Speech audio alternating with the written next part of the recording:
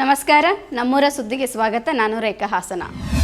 ದಕ್ಷಿಣ ಕನ್ನಡ ಜಿಲ್ಲೆಯ ಬಂಟ್ವಾಳ ತಾಲೂಕಿನ ಬೋಳಂತೂರಿನಲ್ಲಿರುವ ಭಜನಾ ಮಂದಿರವೊಂದರ ಆಡಳಿತ ಮಂಡಳಿಯವರು ಗಣೇಶೋತ್ಸವ ಶೋಭಾಯಾತ್ರೆಯಲ್ಲಿ ಸಿಹಿ ತಿಂಡಿ ಪಾನೀಯ ಹಂಚಬಾರದು ಎಂದು ಮಸೀದಿಯೊಂದಕ್ಕೆ ಬರೆದ ಪತ್ರ ಇದೀಗ ಸಾಮಾಜಿಕ ಜಾಲತಾಣಗಳಲ್ಲಿ ವೈರಲ್ ಆಗ್ತಿದೆ. ಕಳೆದ ವರ್ಷ ಮುಸಲ್ಮಾನ ಬಾಂಧವರು ಹಂಚಿದ ಸಿಹಿ ತಿಂಡಿ ತಿಂದು ನಮ್ಮ ಕೆಲವು ಮಕ್ಕಳು ಅಸ್ವಸ್ಥರಾಗಿದ್ದಾರೆ. ಹೀಗಾಗಿ ಈ ಬಾರಿ ಗಣೇಶೋತ್ಸವ ಮೆರವಣಿಗೆಯಲ್ಲಿ ಸಿಹಿ ತಿಂಡಿ ತಂಪು ಪಾನೀಯ ಹಂಚಬೇಡಿ ಎಂದು ಶ್ರೀ ಸಿದ್ಧಿವಿನಾಯಕ ವಿಶ್ವಸ್ತ ಮಂಡಳಿಯಿಂದ ಮಸೀದಿಗೆ ಪತ್ರ ಬರೆದು ಮನವಿ ಮಾಡಲಾಗಿದೆ. ಈ ಪತ್ರ ಬರೆದಿರುವುದನ್ನು ದೃಢಪಡಿಸಿರುವ ಸ್ಥಳೀಯ ಮಸೀದಿ ಕಮಿಟಿಯ ಅಧ್ಯಕ್ಷ ಮೊಹಮ್ಮದ್ ಅವರು ಕಳೆದ ಸೆಪ್ಟೆಂಬರ್ 5ರಂದು ನಮ್ಮ ಮಸೀದಿಗೆ ಪತ್ರ ಬಂದಿದೆ. ಕಳೆದ ವರ್ಷ ಶೋಭಾಯಾತ್ರೆಯ ವೇಳೆ ಮಸೀದಿ ಕಮಿಟಿಯ ವತಿಯಿಂದ ಯಾವುದೇ ಸಿಹಿ ತಿಂಡಿಯಾಗಲಿ ಪಾನೀಯವಾಗಲಿ ನೀಡಿರಲಿಲ್ಲ.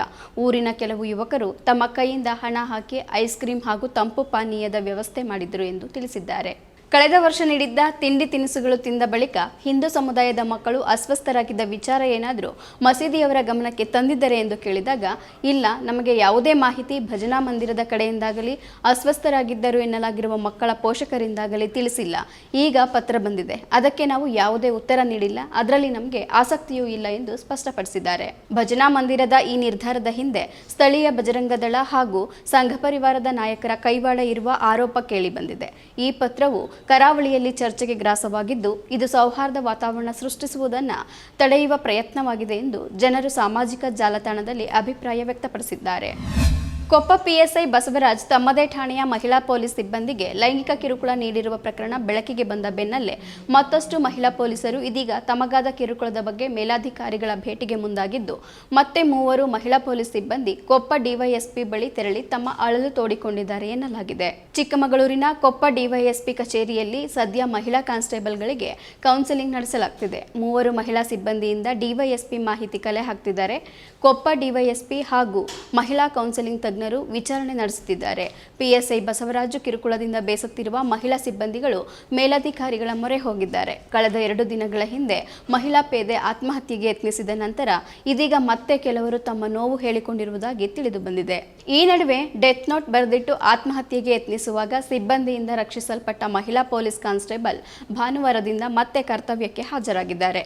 ಸದ್ಯ ಎಲ್ಲರ ದೂರು ಕುರಿತು ಮಾಹಿತಿ ಕಲೆ ಹಾಕುತ್ತಿರುವ ಹಿರಿಯ ಅಧಿಕಾರಿಗಳು ಸಮಸ್ಯೆ ಆಲಿಸುತ್ತಿದ್ದಾರೆ. ಈ ನಡುವೆ ಮೇಲಧಿಕಾರಿಗಳ ಸೂಚನೆ ಮೇರೆಗೆ ಡೆತ್ ನೋಟ್ ನಾಶಪಡಿಸಿರುವ ಆರೋಪವೂ ಕೇಳಿಬಂದಿದ್ದು, ಪಿಎಸ್ಐ ಬಸವರಾಜ್ ಈ ಹಿಂದೆ ಕೆಲಸ ಮಾಡಿದ್ದ ಹಲವು ಠಾಣೆಗಳಲ್ಲೂ ಕೆಲ ಮಹಿಳಾ ಸಿಬ್ಬಂದಿಗೆ ಕಿರುಕುಳ ನೀಡಿರುವ ಆರೋಪವಿತ್ತು ಎನ್ನಲಾಗಿದೆ. ಘಟನೆಗೆ ಸಂಬಂಧಿಸಿದಂತೆ ಈದಿನ.com ಸಂತ್ರಸ್ತ ಮಹಿಳಾ ಕಾನ್ಸ್ಟೇಬಲ್ ಅವರನ್ನು ಸಂಪರ್ಕಿಸಿದಾಗ ಮಾತನಾಡಿ, ಆ ರೀತಿ ಯಾವುದೇ ಘಟನೆ ನಡೆದಿಲ್ಲ, ಸುಳ್ಳು ಸುದ್ದಿ ಹರಿದಾಡಿದೆ. ಕಚೇರಿಯಲ್ಲಿ ಮಹಿಳಾ ಸಿಬ್ಬಂದಿಗಳು ಇರುವುದರಿಂದ ಕೌನ್ಸೆಲಿಂಗ್ ಪ್ರೋಸೆಸ್ ನಡೆಯುತ್ತಿದೆ ಎಂದು ಪ್ರತಿಕ್ರಿಯಿಸಿದ್ದು, ಘಟನೆ ನಡೆದ ದಿನವೂ ನಾನು ಡ್ಯೂಟಿಯಲ್ಲಿಯೇ ಇದ್ದೆ, ಇಂದು ಕೂಡ ಡ್ಯೂಟಿಯಲ್ಲಿಯೇ ಇದ್ದೇನೆ. ನಿಮಗೇನಾದರೂ ಮಾಹಿತಿ ಬೇಕಿದ್ದರೆ ಪಿಎಸ್ಐ ಅವರನ್ನೇ ಸಂಪರ್ಕಿಸಿ ಎಂದು ಅಸಮಂಜಸ ಉತ್ತರ ನೀಡಿರುವುದು ಅನುಮಾನಕ್ಕೆ ಪುಷ್ಟಿ ನೀಡಿದಂತಾಗಿದೆ. ಸುಳ್ಳು ಸುದ್ದಿ ಹರಡಿದವರ ವಿರುದ್ಧ ಯಾವ ಕ್ರಮ ಕೈಗೊಂಡಿದ್ದೀರಿ ಎಂಬ ಪ್ರಶ್ನೆಗೆ ನಮ್ಮ ಹೆಸರು ಬಂದಿಲ್ಲ, ಹಾಗಿದ್ದಲ್ಲಿ ನಾನೇಕೆ ಮಾತನಾಡಲಿ ಎಂದು ಹೇಳಿರುವುದು ಒಟ್ಟಾರೆಯಾಗಿ ಮಹಿಳಾ ಸಿಬ್ಬಂದಿಗಳ ಮೇಲೆ ಲೈಂಗಿಕ ಕಿರುಕುಳ ನಡೆದಿರುವುದನ್ನು ಖಾತರಿಪಡಿಸುತ್ತಿದೆ. ಅಲ್ಲದೆ ಈ ಘಟನೆಯನ್ನು ಮುಚ್ಚಿ ಹಾಕಲು ಕಾಣದ ಕೈಗಳು ಕೆಲಸ ಮಾಡಿರುವುದು ಕೂಡ ಮೇಲ್ನೋಟಕ್ಕೆ ಕಂಡುಬರ್ತಿದೆ. ಪತ್ನಿಯ ಶೀಲದ ಮೇಲೆ ಸಂಶಯಪಟ್ಟ ಗಂಡ ತನ್ನ ಪತ್ನಿಯನ್ನೇ ಬರ್ಬರವಾಗಿ ಹತ್ಯೆಗೈದು ಸಾಕ್ಷ್ಯನಾಶಕ್ಕೆ ಶವ ಸುಟ್ಟಿರುವ ಘಟನೆ ಕೊಪ್ಪಳ ಜಿಲ್ಲೆಯ ಅರಕೇರಿ ಗ್ರಾಮದಲ್ಲಿ ನಡೆದಿದೆ. 30 ವರ್ಷದ ಗೀತಾ ಬಾವಿಕಟ್ಟಿ ಕೊಲೆಯಾದ ಮಹಿಳೆ. ಸೆಪ್ಟೆಂಬರ್ 7ರ ತಡರಾತ್ರಿ ಈ ಘಟನೆ ನಡೆದಿದ್ದು, ಮೃತಳ ಪತಿ ದೇವರೆಡ್ಡಪ್ಪ ಬಾವಿಕಟ್ಟಿ ಹತ್ಯೆಗೈದ ಆರೋಪಿಯಾಗಿದ್ದಾನೆ. ಪತ್ನಿಯ ಶೀಲದ ಮೇಲೆ ಶಂಕಿಸಿ ಮಕ್ಕಳಾಗದ ಕಾರಣ ಜಗಳ ಮಾಡಿ ಮನೆಯ ಬೆಡ್ರೂಮಿನಲ್ಲಿ ಕಟ್ಟಿಗೆಯಿಂದ ಮುಖಕ್ಕೆ ಹೊಡೆದು ಗಾಯಗೊಳಿಸಿ ಕೊಲೆ ಮಾಡಿದ್ದಾನೆ. ಬಳಿಕ ತಾನು ಹಾಗೂ ಕುಟುಂಬದೊಂದಿಗೆ ಸೇರಿಕೊಂಡು ಕೊಲೆ ಮಾಡಿದ ವಿಷಯವನ್ನು ಮುಚ್ಚಿಟ್ಟು ಪತ್ನಿಯ ಪೋಷಕರಿಗೆ ಸುಳ್ಳು ಹೇಳಿ ಮೃತದೇಹವನ್ನು ಅವಸರದಿಂದ ಸ್ಮಶಾನಕ್ಕೆ ತೆಗೆದುಕೊಂಡು ಹೋಗಿ ಬೆಂಕಿ ಹಾಕಿ ಸುಟ್ಟಿದ್ದಾರೆ ಎನ್ನಲಾಗಿದೆ. ಈ ಕುರಿತು ಕುಕನೂರು ಪೊಲೀಸ್ ಠಾಣೆಯಲ್ಲಿ ಪ್ರಕರಣ ದಾಖಲಾಗಿದ್ದು, ಕೊಲೆಗೈದ ಆರೋಪಿ ಹಾಗೂ ಆತನ ತಂದೆಯನ್ನು ಪೊಲೀಸರು ಬಂಧಿಸಿದ್ದಾರೆ ಎಂದು ತಿಳಿದುಬಂದಿದೆ. 2 ಕಾರುಗಳ ನಡುವೆ ಅಪಘಾತ ಸಂಭವಿಸಿ 5 ಮೃತಪಟ್ಟಿರುವ ಘಟನೆ ತುಮಕೂರು ಜಿಲ್ಲೆಯ ಮಧುಗಿರಿ ತಾಲೂಕಿನ ಕಾಟಗಾನಹಟ್ಟಿ ಗ್ರಾಮದ ಬಳಿ ನಡೆದಿದೆ. ಪಾವಗಡದ ಎತ್ತಿನಹಳ್ಳಿಯಿಂದ ಬೆಂಗಳೂರಿಗೆ ಹೋಗುತ್ತಿದ್ದ ಹಾಗೂ ತುಮಕೂರಿನಿಂದ ಬರುತ್ತಿದ್ದ ಮತ್ತೊಂದು ಕಾರಿನ ನಡುವೆ ಪರಸ್ಪರ ಡಿಕ್ಕಿ ಹೊಡೆದು ಓರ್ವ ಮಹಿಳೆ 3 ಪುರುಷರು ಸೇರಿದಂತೆ 4 ಮಂದಿ ಸ್ಥಳದಲ್ಲಿಯೇ ಮೃತಪಟ್ಟಿದ್ದು, 8 ವರ್ಷದ ಗಂಡು ಮಗು ಆಸ್ಪತ್ರೆಯಲ್ಲಿ ಚಿಕಿತ್ಸೆ ಫಲಿಸದೆ ಮೃತಪಟ್ಟಿದೆ. ಸ್ಥಳಕ್ಕೆ ಮಧುಗಿರಿ ಪೊಲೀಸರು ಭೇಟಿ ನೀಡಿ ಮೃತದೇಹಗಳನ್ನು ಸಾರ್ವಜನಿಕ ಆಸ್ಪತ್ರೆಗೆ ರವಾನಿಸಿದ್ದಾರೆ. ಕನ್ನಡ ಸಾರಸ್ವತ ಲೋಕದಲ್ಲಿ ವಚನ ದರ್ಶನ ಪುಸ್ತಕ ಹೊರಬರುವ ಮೂಲಕ ಇತಿಹಾಸವನ್ನು ತಿರುಚುವ ಕೆಲಸ ಮಾಡುತ್ತಿದ್ದು, ಬಸವಣ್ಣನ ಆಲೋಚನೆಗಳಿಗೆ ಧಕ್ಕೆ ಉಂಟು ಮಾಡುವ ಪ್ರಯತ್ನ ನಡೆಯುತ್ತಿದೆ ಎಂದು ಕರ್ನಾಟಕ ಸಾಹಿತ್ಯ ಅಕಾಡೆಮಿಯ ಅಧ್ಯಕ್ಷ ಎಲ್.ಎನ್. ಮುಕಂದರಾಜ್ ವಾಗ್ದಾಳಿ ನಡೆಸಿದ್ದಾರೆ.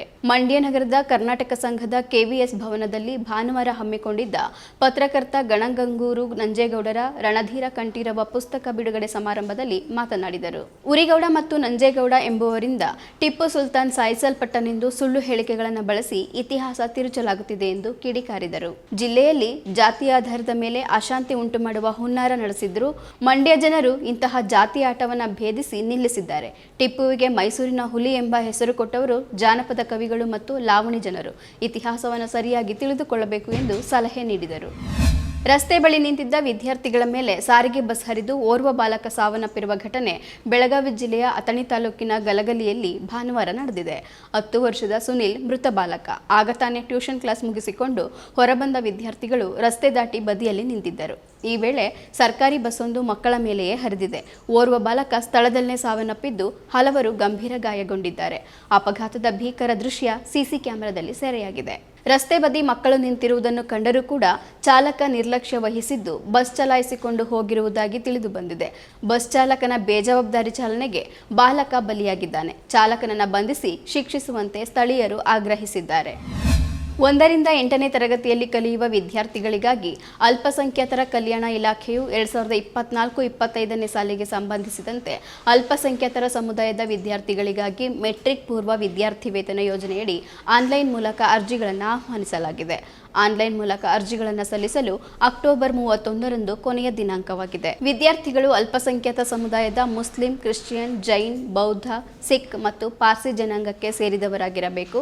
ವಿದ್ಯಾರ್ಥಿಗಳು ಕರ್ನಾಟಕ ರಾಜ್ಯದ ನಿವಾಸಿಯಾಗಿರಬೇಕು. ಎಲ್ಲ ಮೂಲಗಳಿಂದ ವಿದ್ಯಾರ್ಥಿಗಳ ಪಾಲಕರ, ಪೋಷಕರ ವಾರ್ಷಿಕ ಆದಾಯವು 1 ಲಕ್ಷ ರೂಪಾಯಿ ಮೀರಿರಬಾರದು.